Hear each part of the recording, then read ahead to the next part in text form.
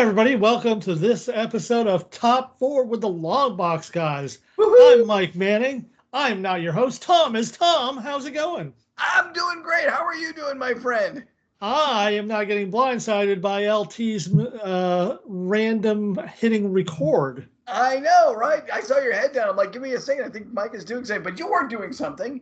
I was doing something, and today we're all going to be doing something. Everybody doing all right? Yeah. Well, welcome to Top 4. Yeah. We'll discuss the top 4 of something or other that we really like.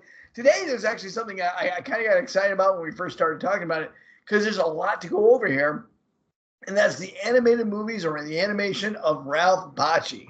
I know, Josh, we know what your favorite is. So we'll go to you first, because everyone's going to drink when you say it. But did everyone take a look at all this? It was a much bigger library than I thought. Yes. Okay. Yeah. I didn't look. That's it. Had a few.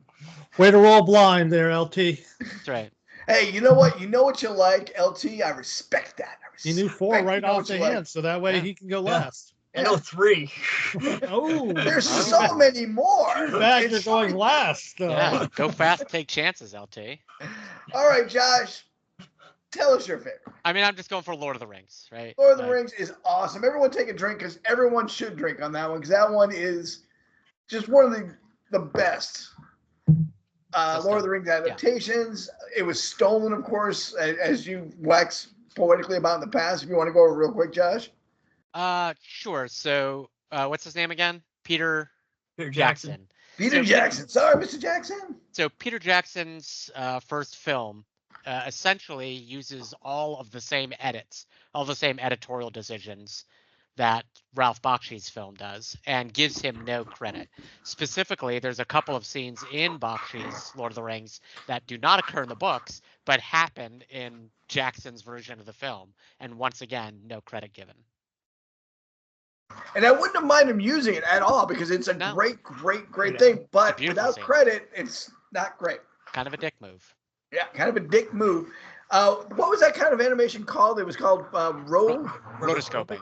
Rotoscoping. Thank you. I was almost there. I had the R going.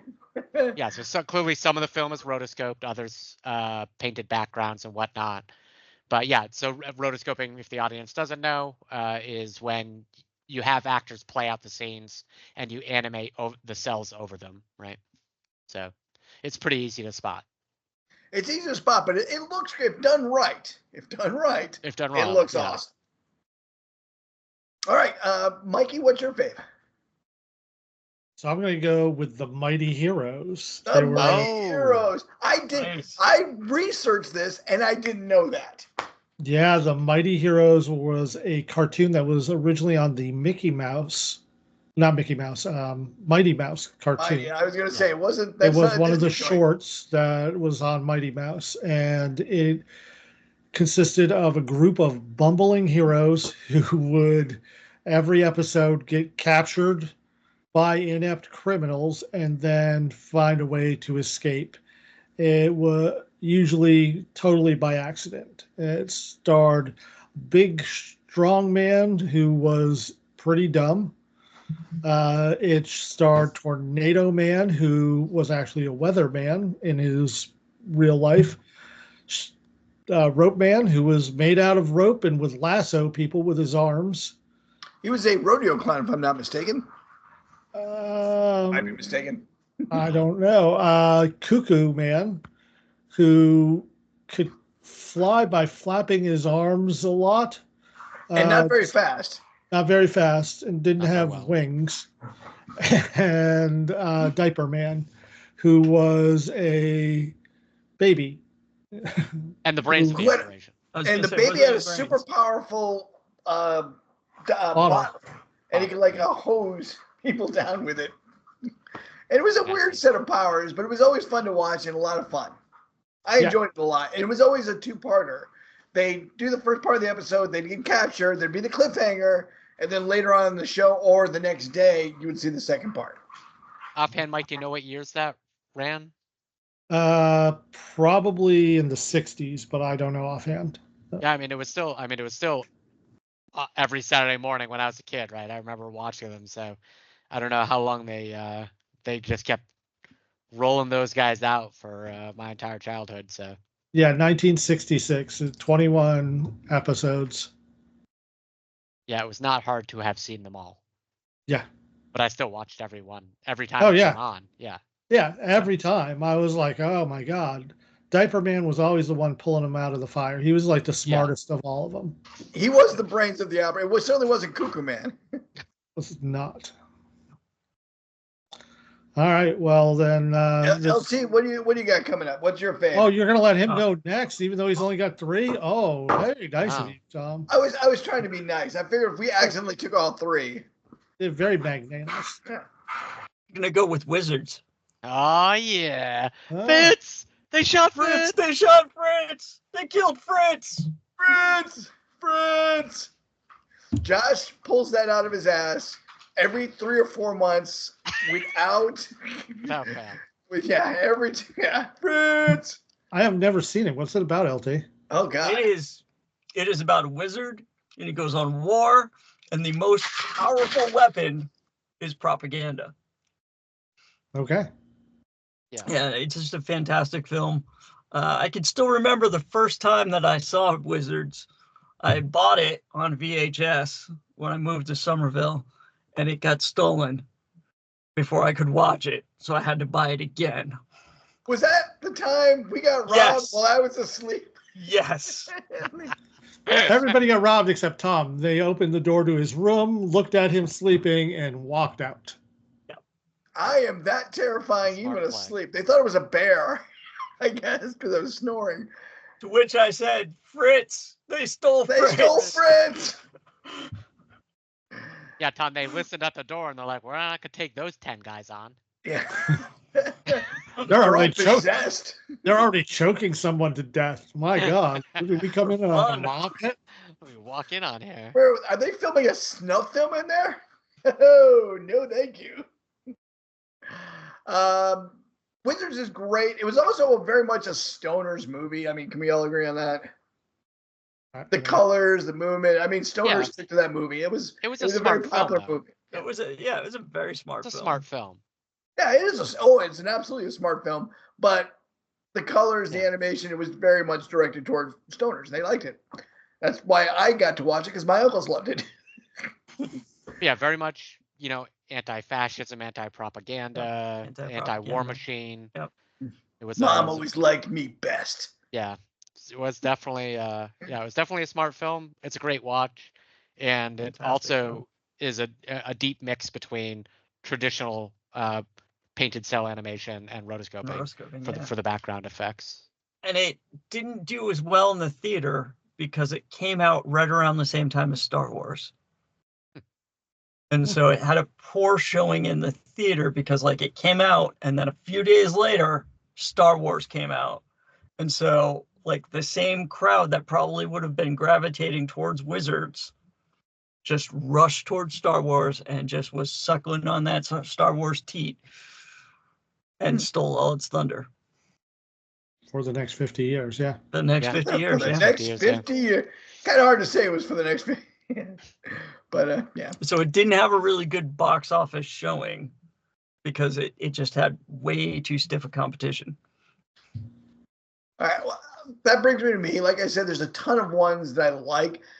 There's a couple that didn't age very well. Coonskin did not age well.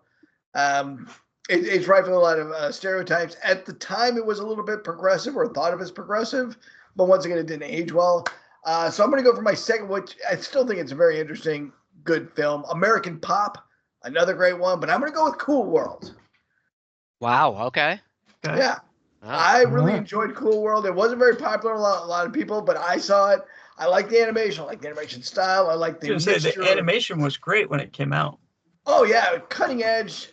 Some of that was rotoscope-esque, actually, because there were live actors, but they didn't just draw over them. They animated over them. Kind of different. Did you guys like Cool World? I liked Cool World. Yeah, it was okay. I don't really remember it. Yeah. All right, so everyone's kind of tepid on Cool World. I liked it. I was actually a little scared of it as a kid. You were definitely not a kid when Cool World came out. Yeah. It was in the 90s. I was here. I matured very slowly, guys. You were there. You were there. Yeah, I was in the Army when it came out, so it had to be sometime between 90 and 94 was when it was released. All And right, we were all excited about going to see it, and we saw it, and we were like, all right. Okay. We didn't. No one mentioned Fire and Ice, which is another great one, or Heavy Traffic. So Fire and Ice was my backup in case somebody chose the Mighty Heroes. The fact that it was written by Jerry Conway and Roy Thomas, two amazing comic book artists and writers, got me really excited. If you ever go to Terrificon, Jerry Conway is usually there, and he does not give a damn about how big his line is. He will stand there and talk to everyone who wants to talk to him. And I wish I could ask him about Fire and Ice.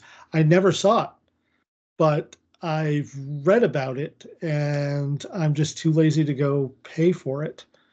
But I'm sure someday I'll see it. It'll be streaming Not on a stream. Probably be streaming on something. Gotta stream on something. Yeah, there was some weird I'm site gonna that start I was streaming it like, right now. I'm not going to this site I've never heard of to download a movie. Okay. But yeah, that's fair. But they only wanted your social security number and date of birth. In a DNA sample. It's really weird. Yeah, Fire and Ice is kind of a weird, trippy movie too. Wait, when did I say Fire and Ice? I meant what are we talking about? Fire and Ice still? Yeah. I mean, It's another fun, trippy movie. I enjoy it a lot. Very Conan the Barbarian meets dinosaurs. It's free on Prime, Mike. Watch it Free on Prime, you son of a gun. Yeah, I mean, the price is right. I mean, damn right. I'm sure Amazon's going to try to steal your info too. Yeah. Oh, they already have it. That's right. I mean, they have all my info. Like what? I don't have to steal anything. I gave it to them. Yeah. Plus, even a DNA sample. There's 7 of their listening devices around my house. So I have no secrets from Prime. Tom Waits for No One is a good short. If you haven't seen that, it's on YouTube, I think. That's a fun little short. I liked it a lot. Is it about Tom Waits, the singer? Go watch it. Now I want to watch it if it's about Tom Waits. All right, I'll tell you what. Let's end this recording and we'll all go watch it. I think it's how long? I think it's like 6 minutes. So thank you everybody for watching this podcast as Tom does that research on how long it is. Yeah. If you would like to hear our other podcasts, go over to wherever you hear your podcasts and search for the Longbox Guys. We'll be there. We also have a Patreon, patreon.com/the Longbox Guys, where for a mere $1 a month, you can get an extra podcast every time we decide to put one out, which is usually weekly, but sometimes we miss a few weeks. And all the money there goes to the Elizabeth Body Food Pantry. LT, how many families are you guys feeding per week? We're feeding a lot of families.